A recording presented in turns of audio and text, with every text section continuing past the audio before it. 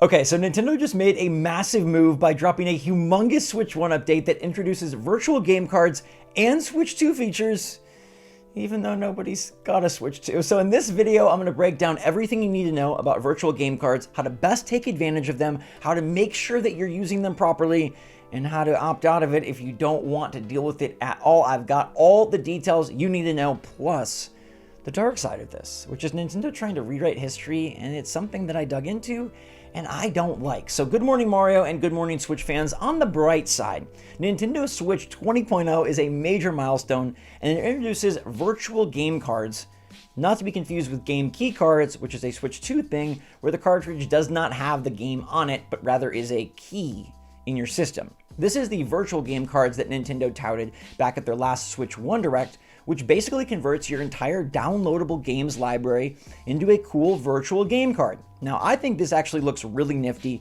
and it modifies the way all of these games appear on your Switch.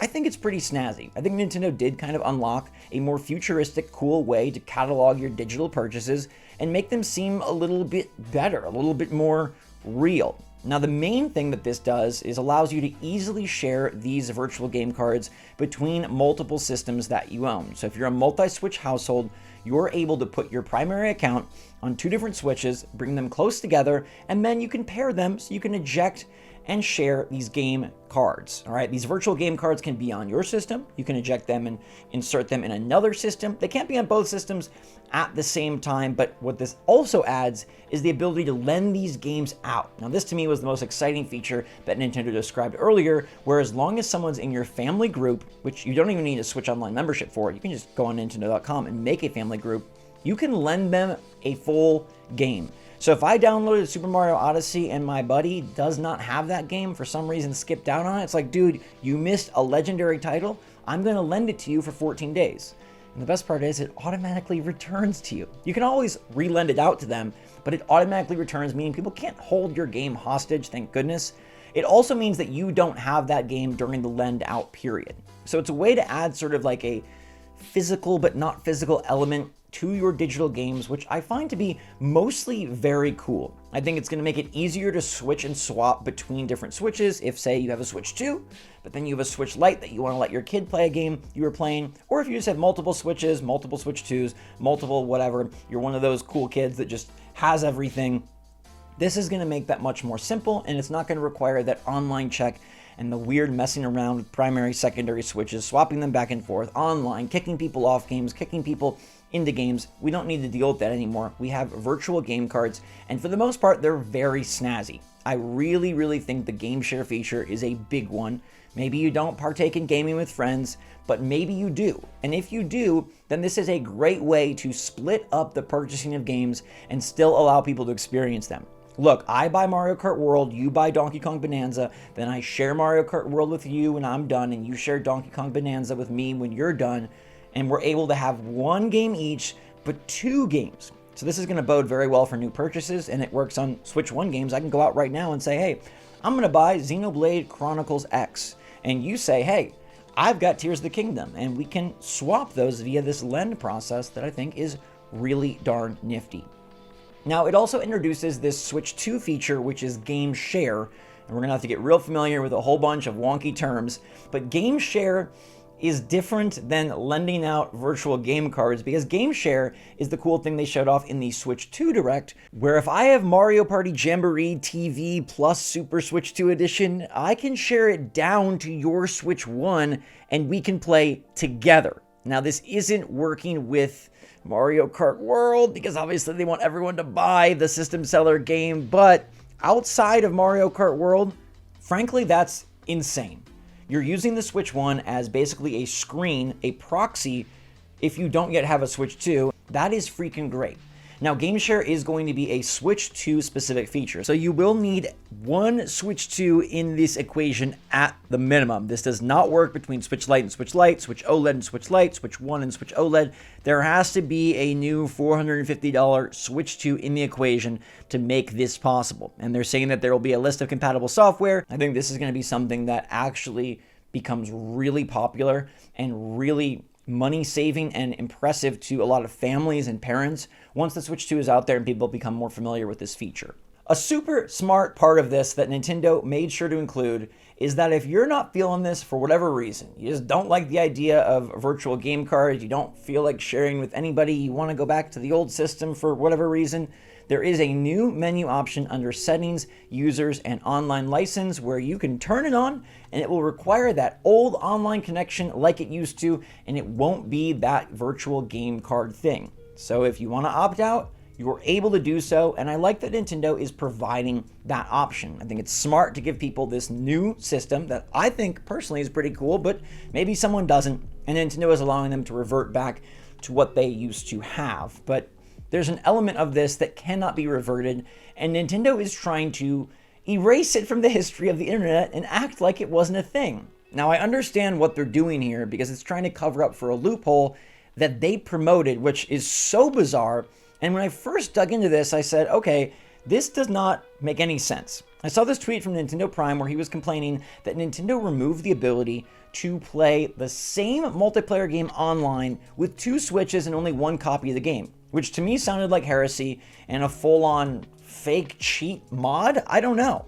The more I dug into it, I realized that actually Nintendo did advertise this themselves.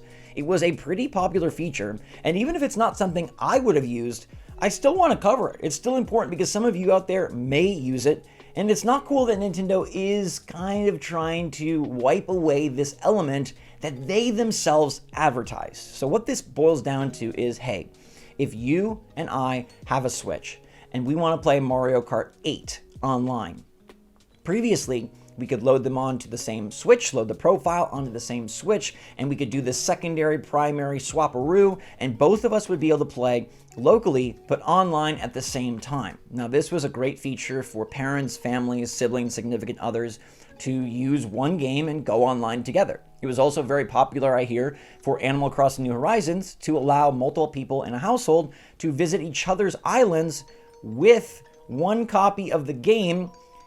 Even though you can only have one island per game, it was like a workaround where you could still visit. Like, this is the part where I was like, I don't know, I've never done this, I don't understand, but apparently it was really a thing. And that is very evident by Nintendo's own post where it shows, yeah, like you could do this. And this feature has been erased with the virtual game card update. It's also been erased from Nintendo's FAQ.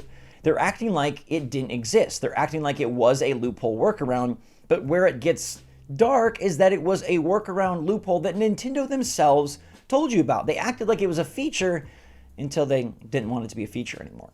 So Nintendo now does not want you to play these games online. You can do things locally, of course, but if you're going to go online, that feature has been removed and erased. And even if you do opt out of the new virtual game card system, you're still not able to access this old, cool, nifty hack, per se, that definitely wasn't a hack because Nintendo told you how to do it themselves. And I think that sucks. I think Nintendo said something along the lines of like, hey, virtual game cards are optional, and if you want to use the old system, you can. And you can, but the old system ain't the old system like we knew it. The old system is a modified old system that is a bit more closed off so that you can't take advantage. And at the end of the day, the only reason Nintendo is doing this is because they want to get more of your money. If you're somebody that wants to play with your kid or your brother or your significant other online, 2 copies. Now, if you want to just game share them a game and each of you separately play online on your own time, you can do that, right? They're able to do that. You can lend out that game card and make it work. You can load your game card onto my Switch and your Switch as long as we have the profile and they pop up another account, but they don't want you to play online. It seems like it's a move that just does feel greedy. And it does feel like, hey, we don't have to offer this, even though we did. And I think it would be much better if, in instances like this, Nintendo just sided with the player instead of sided with the executives. Now, like I said, I do think virtual game cards are cool, and I do think they open up some interesting possibilities with lending out games. And the GameShare feature for Switch 2 is, in my opinion, 100% great. Like, there's no way that that's not a very cool feature, and it will actually kind of allow for a similar thing that the Switch 1 online local shared play did, but it's going to be switched to with Switch 1. It's not a humongous removal of a feature. It's not something that's going to shatter Nintendo's image or destroy people who are hoping to buy a Switch 2, but it's something we had to bring up because while this is overall a nice, great update, and I do think 20.0 is a milestone that, like, it's cool. They've made some cool upgrades. It looks really nifty and snazzy, and I'm excited for Switch 2 and to be able to game share and glad that's already into the system.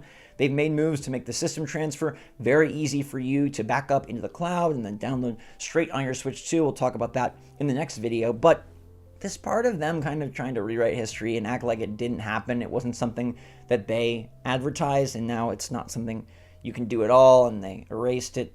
Feels kind of stinky. It does put a little bit of a grime on this otherwise very good update. But let me know in the comments down below, are you going to upgrade to the virtual game cards, or are you going to opt out and stay with the traditional online license check system? Also, were you somebody that used this multi-system local online shared play thing that now has been erased and you'll have to find a different way or not do it at all because the different way is buy more copies of the game, which stinks? Let me know your take on today's topics in the comments down below. In the meantime, everybody, thanks so much for watching. Stay safe, stay healthy, stay happy, stay positive out there. Love you lots. SwitchForce out.